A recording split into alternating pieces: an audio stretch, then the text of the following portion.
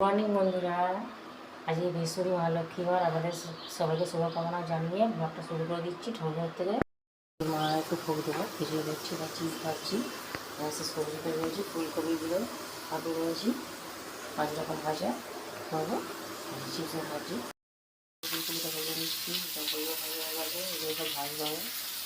খিচুড়ি খিচুড়ি বন্ধুরা খিচুড়িটা হয়ে গেছে, হাতে হাতে বাটা গরম মশলা দিয়ে দিচ্ছি, আর দেবো হচ্ছে ঘি।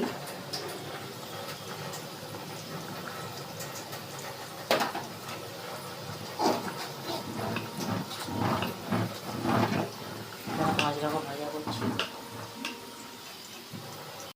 চাটনি করছি।